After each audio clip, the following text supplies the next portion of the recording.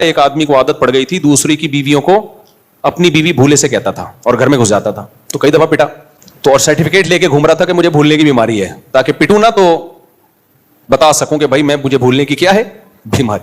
تو کسی نے کہا کبھی بھولے سے اپنی بیوی کو بہن بولا ہے؟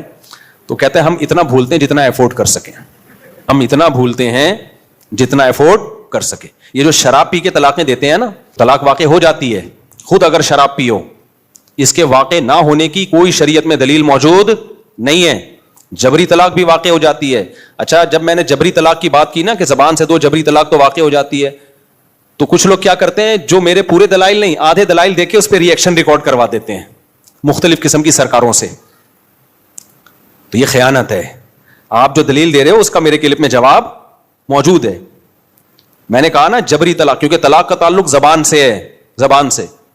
بعض لوگوں نے کہا کہ جب کفریہ جملہ ہم جبر میں زبان سے کہتے ہیں, کوئی ہمیں موت کی دھمکی دے رہا ہو, پر کفریہ جملہ زبان سے نکالنے سے انسان کافر نہیں ہوتا, تو طلاق تو کافر ہونے سے ہلکی چیز ہے نا. بھائی کوئی گن پوائنٹ پہ آپ سے کفریہ جملہ نکلوائے تو اسلام کہتا ہے آپ کافر نہیں ہوگے, کیونکہ جان بچانے کے لیے آپ نے زبان سے جملہ کفریہ کہا ہے.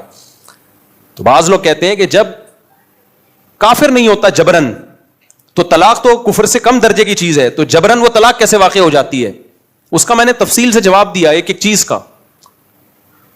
تو جواب دینے والوں نے کہا کہ مفتی صاحب غلط قیاس کر رہے ہیں. بھائی صاحب قیاس تو آپ کر رہے ہو, آپ کفر پہ قیاس کر رہے ہو طلاق کو.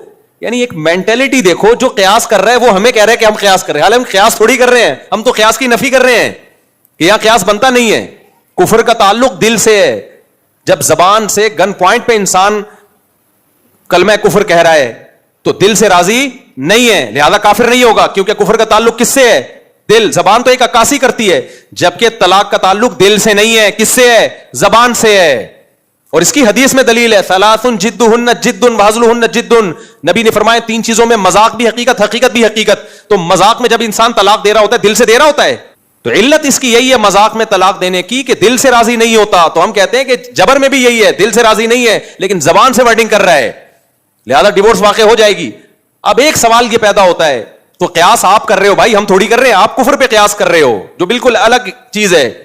قیاس خود کر رہے ہوتے ہیں اور ہمیں کہہ رہے ہوتے ہیں کہ ہم قیاس کر رہے ہیں. ہم تو قیاس نہیں کر رہے ہیں, ہم تو حدیث پیش کر رہے ہیں. اور وہ والی حدیث صحابیہ جو تھی اپنے شوہر کے سینے پہ سوار ہو کے چھوڑا رکھ دیا اور کہنے لگی کہ طلاق دو, انہوں نے دے دی ڈیورس. تو جب نبی کے پاس یہ کیس آیا آپ نے فرمایا لا قیلولۃ فی الطلاق, طلاق میں ریورس گیئر نہیں ہے. اب یہ کہتے ہیں اس حدیث کی سند ضعیف ہے, اس کا بھی میں نے جواب دیا تھا کہ آپ کے کہنے سے تھوڑی ضعیف ہو جائے گی.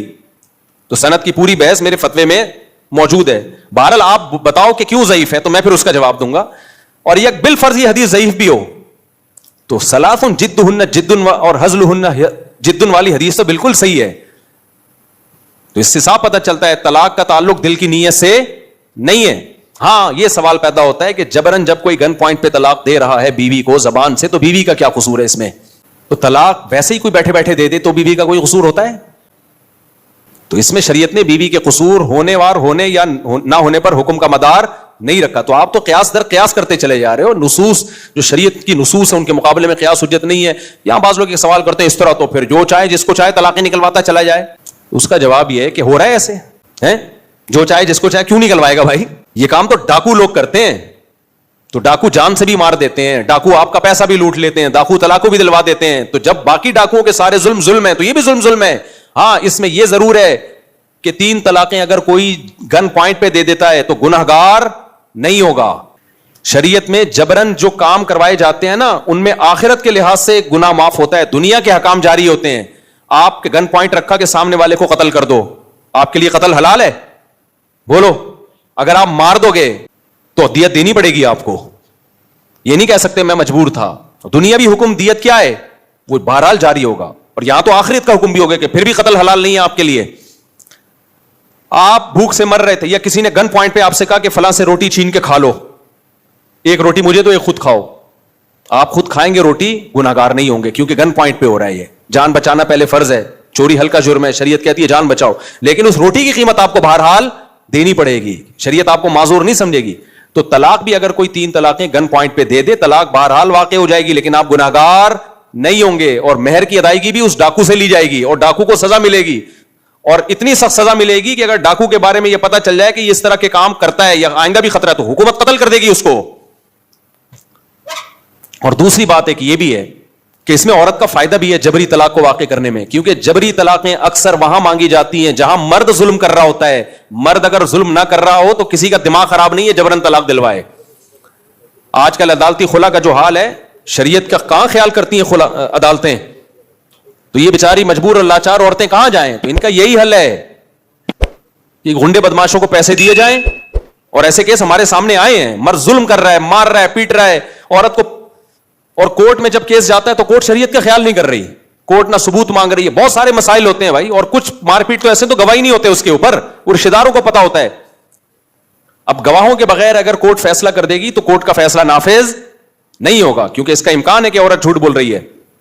لیکن اب رشتے داروں کو پتا ہے کہ سچ بول رہی ہے, اس کے گھر کے اندر بڑے مسائل چل رہے ہیں, اس پہ ظلم ہو رہا ہے, لیکن وہ ظلم ہم کورٹ میں ثابت نہیں کر سکتے, تو آپ کے پاس صرف ایک راستہ رہ جاتا ہے کہ مار پیٹ کے طلاق دلواؤ. تو اس میں بہت ساری مظلوم عورتوں کا فائدہ ہے.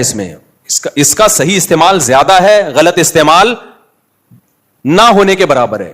میرے پاس زندگی میں صرف ایک کیس آیا جبری طلاق کا کہ ڈاکوؤں نے گن پوائنٹ پہ کسی سے طلاق دلوائی, 3 طلاقیں. صرف ایک کیس آیا پوری زندگی. ہم تو مفتی ہیں نا, یعنی مسائل بتاتے ہیں BCO, لیکن درجنوں کیس ایسے آئے ہیں جہاں زبردستی طلاق نکلوائی گئی کیونکہ شوہر عورت پہ ظلم کر رہا تھا. خاص طور پر جب نکاح نامے کے ڈاکومنٹس ہی نہ بنے ہوں تو عدالت خلا کا کیس لے گی نہیں. وہاں کیا کرو گے آپ؟ کتنے کیسز ہوتے ہیں, شادی ہو گئی, نکاح نامہ شوہر نے اپنے پاس رکھ لیا. اب شوہر نے جب نکاح نامہ چھپا کے اپنے پاس رکھ لیا بیوی کا بھی, تو بیوی پہ ظلم ہو رہا ہے. بیوی کورٹ میں جائے گی تو کورٹ تو کہے گی نکاح نامہ لاؤ, نکاح نامہ عورت کے پاس ہے ہی نہیں. بہت ساری صورتیں ہوتی ہیں گاؤں دیہاتوں میں, تو ابھی بھی نکاح کی رجسٹریشن ہوتی نہیں ہے, ان کا تو کورٹ سنتی نہیں ہے ان کو. ایسی صورت میں بھائی فقہ حنفی میں حل ہے, اور کسی کے پاس, اور یہ فقہ حنفی کا یہ مسئلہ قرآن و سنت کے عین موافق ہے. ایسی صورت میں یہی ہے کہ چترول لگاؤ اور زبان سے طلاق نکلواؤ, جان چھڑواؤ اس کی. اور ہم نے چترول سے بھی دیکھے ہیں واقعات کہ ظلم کر رہا ہے, نہیں چھوڑ رہا تو تیرا باپ بھی چھوڑے گا. صحیح ہے نا. ابھی ریسنٹلی 4 دن پہ پرانا واقعہ ہے کہ ایک خاتون سے شادی ہوئی, لڑکی ڈاکٹر تھی, بہت ایجوکیٹڈ تھی, دھوکے سے شادی کر لی. اب 2 بچے پیدا کر کے لڑکی کو چھوڑا ہوا ہے, نہ خرچہ دے رہا ہے, نہ نان نفقہ دے رہا ہے. اتنے بڑے مسائل کھڑے ہو گئے تو پکڑائی میں بھی نہیں آ رہا, نکاح نامہ بھی غائب کیا ہوا ہے. تو پھر یہی ہوا کہ کچھ لوگوں نے رابطہ کیا کچھ لوگوں سے, تو اس بندے کو بلایا گیا, اس کو الحمدللہ اس کے اگلے پچھلے گناہ معاف کیے گئے اور اسے طلاق نکلوائی, اس لڑکی کی جان چھوٹی. تو شراب جب کوئی پیتا ہے تو کہتے ہیں ہمارا دماغ کام نہیں کر رہا تھا. کم وقت, تیرا دماغ کام نہیں کر رہا تھا تو ماں کو طلاقیں دیتا نا, بہن کو طلاقیں دیتا. شراب پینا بھی شریعت میں قابل معافی نہیں ہے. یہ لوگ یورپ سے متاثر ہیں. شراب پی کے اگر کوئی کسی بندے کو قتل کر دے تو شرابی کو قصاصاً قتل کیا جائے گا, حالانکہ قتل تو قصاص ذرا سے شبہے سے ساقط ہو جاتا ہے, لیکن یہاں شریعت کہتی ہے قاتل کو قتل کیا جائے گا. قاتل اگر یہ کہتا ہے نا میرا دماغ کام نہیں کر رہا تھا, تو شریعت قاتل کی اس بات کو ویلیو نہیں دیتی. کیوں؟